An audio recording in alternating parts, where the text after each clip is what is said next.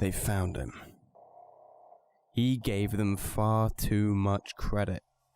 He thought that they would do everything that they could to forget him. He thought that the way that he left was enough to deter them from following him into the snowy tundras. But he was wrong. Techno still held remorse. He was a compassionate man in his core, albeit with an intense attitude when it came to his values, but he shielded the world from his wrath and rage by going into exile, renouncing the universal language of violence which served him so well before. And yet, they were coming. This should be good. I have gone to so much effort over the past month to change my violent ways. I have reformed, alright? The voices, they demand blood, and I have been denying them. I have been fighting back. Please, please don't make me kill all of you. Please just leave. Techno put the choice in their hands. They could leave peacefully, unharmed, alive. All they had to do was turn around and go.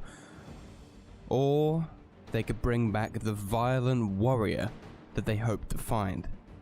And they could unleash him on everything they held dear. They chose violence. We won't let you get out of here fucking in one piece, okay? We're gonna fuck you up, Techno. It's either gonna be the easy way or it's gonna be the hard way. We're gonna bring you back to Amanda, and you're gonna fucking come with us. There's no other way. I choose blood! No. Oh no! Run! Get him! Get him! Pick you, do something! Pick you! Pick you! Oh, double! No, shit. no. Shit. Don't worry, don't worry, Oh don't my worry. god! Stop! Oh shit! Technoblade, stop! And then, in a desperate act of cowardice, Quackity tipped the scales. Wait! What are you doing? What are you doing with that horse? Technoblade, fucking stop! Stop right now! Technoblade, you pull any shit, I'm gonna fucking kill Carl. I'm gonna fucking kill Carl, Technoblade. No more armor. I'm gonna fucking slay him. That horse is innocent. Leave that horse out of this. What do you want? Drop your shit. All of it. All of it. Everything. Everything. Technoblade, drop everything. Or I'm going to kill this horse right in front of you. Technoblade, this is what's gonna happen next. What do you want? We tried doing this the easy way. We're gonna take you back to L'Manberg, and you're gonna face trial. Technoblade, we're gonna bring you back to L'Manberg, and you're gonna go to trial. You understand? Yes. Unarmored, disarmed, and vulnerable for the first time in a long time, Technoblade was marched back to the country that he had once left in ruins. Paraded through the streets for all to see, Techno locked eyes with the only man he considered a friend. Phil, what did they do to you? Phil, what did they do to you, Phil? Dragged and tied to the spot, Techno quickly realized that this was no fair trial. The Butcher army had already made up their mind. To them, Techno was still a weapon that couldn't be left unchecked. To them, even though he showed no signs of return, he was still a threat. To them, he was just a blade.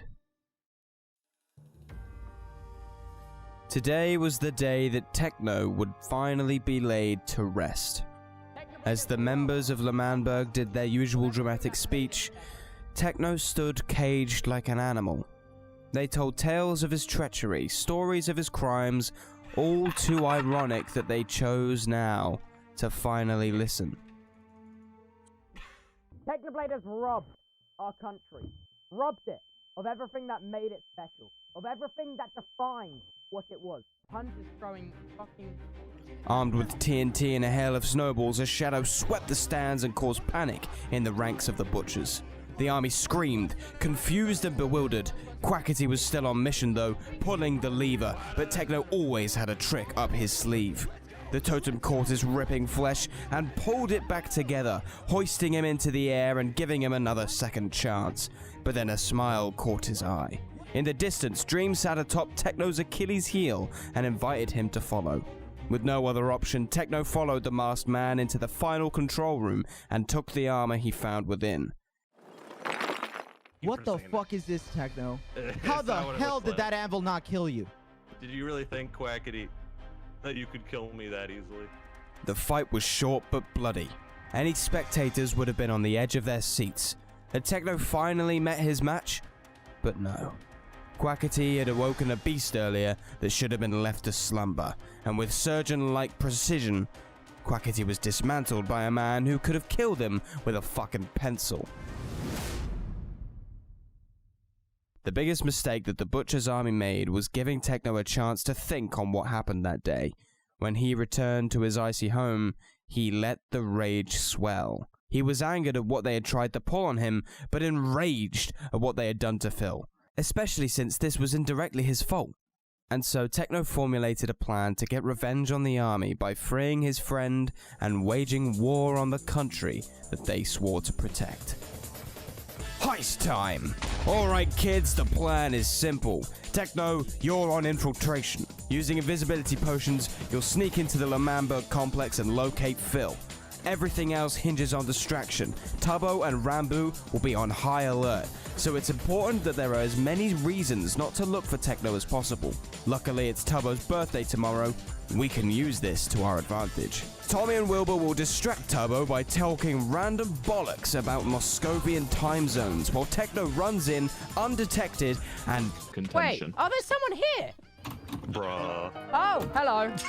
You guys are so bad at plot. Please, why are you so lame? I'm sitting here in infiltration. I'm like, okay, I've been talking to Phil. We're gonna have some plot. Just Rambo. Oh, then why did you try to kill Rambo? Please don't. It doubles your adrenaline, but it halves your blood count.